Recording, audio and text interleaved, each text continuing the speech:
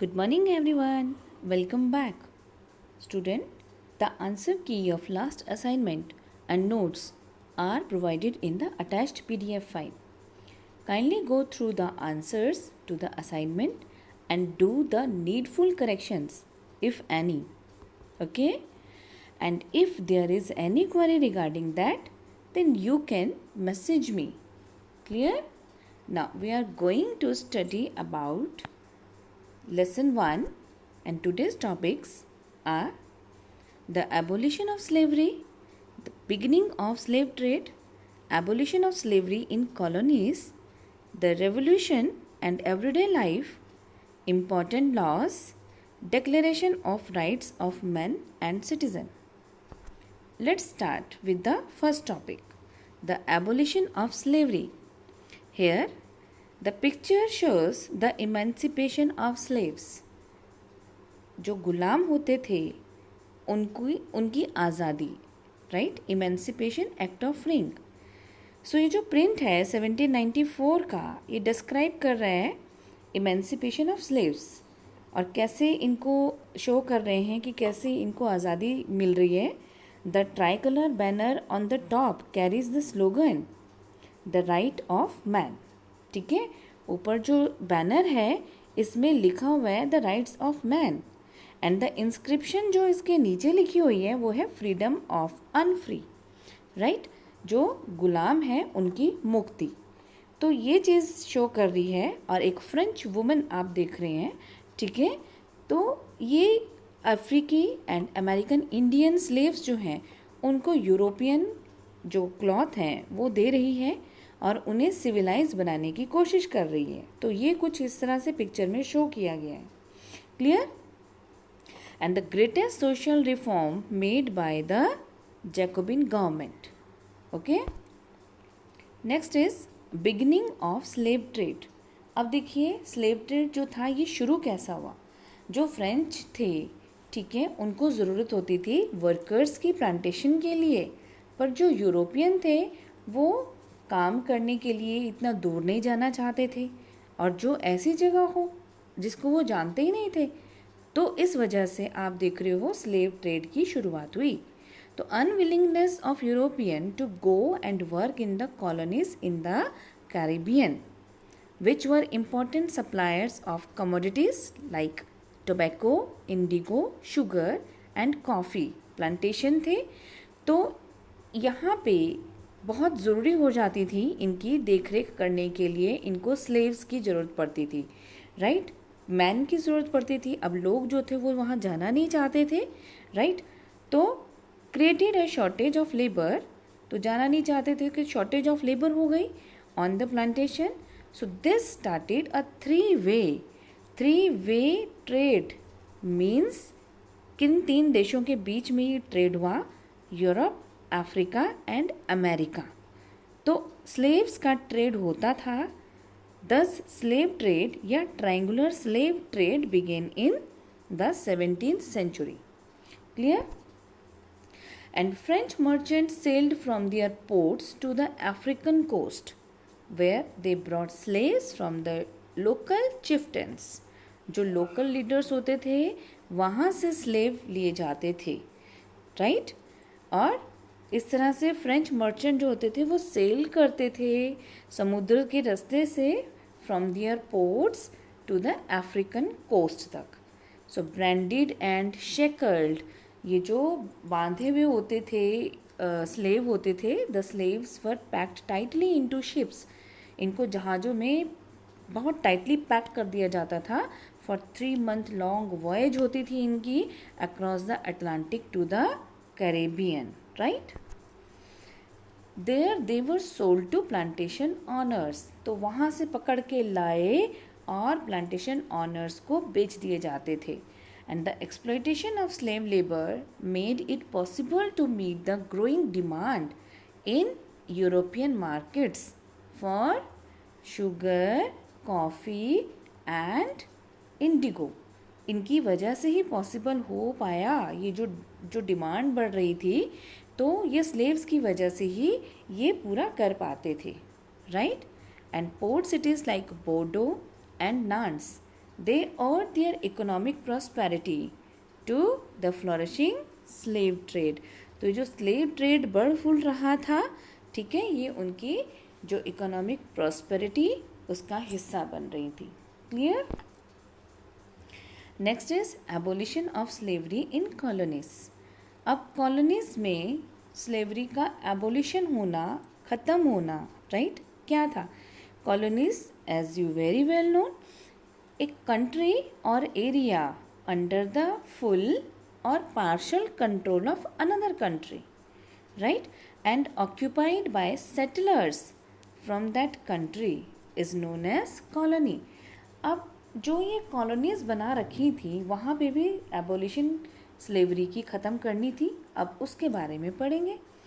So national convention after long debate held, जो भी हुई उनकी लंबी लंबी डिबेट्स चलती थी for about whether the right of men should be extended to all French subject including those in colonies.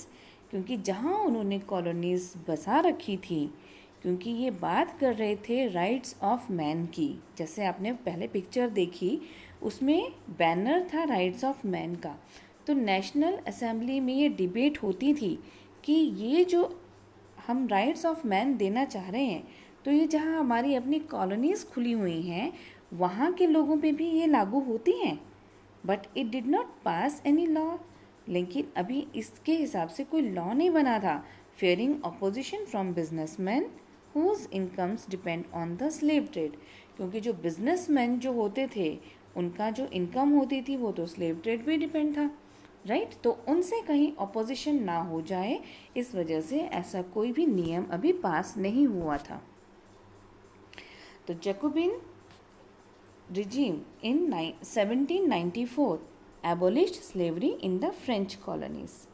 तो जैकोबिन regime ने, राइट, 1794 में ये जो फ्रेंच कॉलोनीज़ थी यहाँ पे स्लेवरी को ख़त्म किया.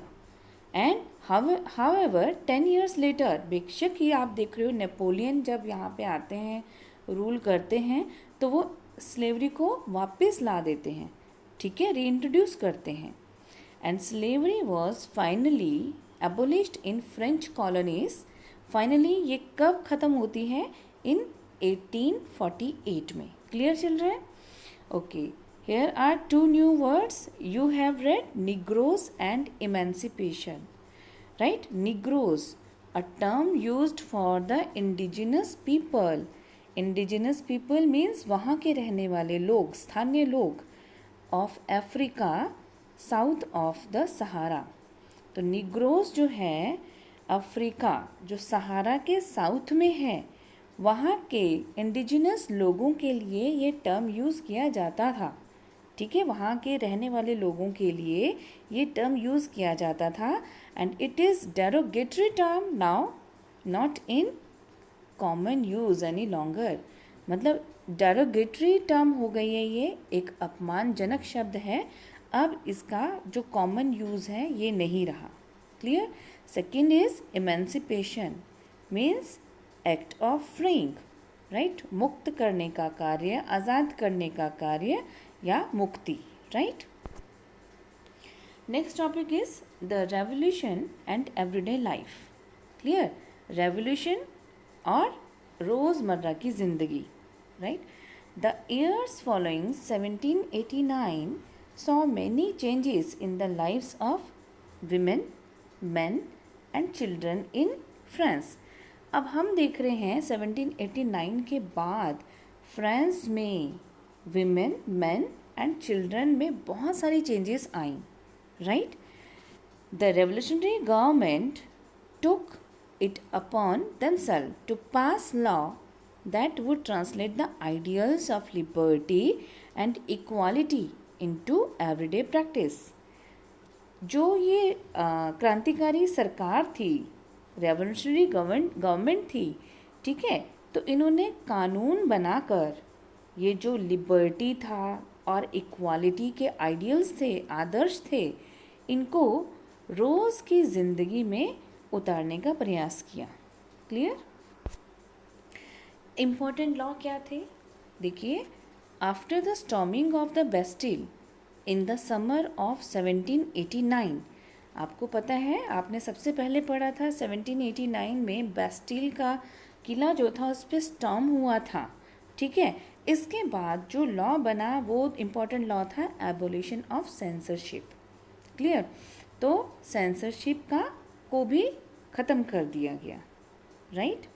सो all written material could be published after they had been approved by the censors of the king। इसमें क्या होता था कि जो भी रिटन मटेरियल होता था, या आप देख रहे हो कोई भी कल्चरल एक्टिविटी हो, न्यूज़पेपर, बुक्स, प्ले वगैरह कुछ भी हो ओल्ड रिजीम में, इसमें क्या होता था, वो तभी पब्लिश होती थी जब राजा जो था, राजा के सेंसर अधिकारी उसको अप्रूव कर देते थे, ठीक है ना। तो ये सेंसरशिप को ख़त्म किया गया, right? Next is the Declaration of the Rights of Men and Citizen।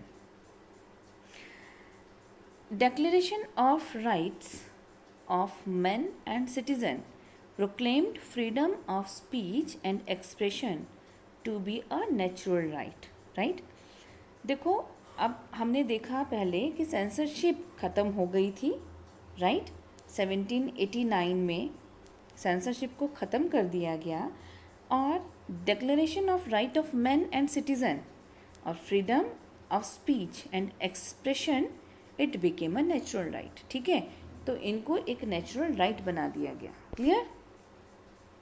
Newspaper, pamphlet, books and printed pictures flooded the towns of France, from where they traveled rapidly into the countryside and described and discussed the event and changes taking place in France। अब censorship जो था आप देख रहे हो उसको ख़त्म कर दिया गया। अब क्या था, न्यूज़पेपर की, किताबों की, किसी ये पिक्चर्स, प्रिंटेड पिक्चर्स की एक बाढ़ सी आ गई, बहुत ज़्यादा हो गए, ये बहुत ज़्यादा मात्रा में प्रिंट होने लगे।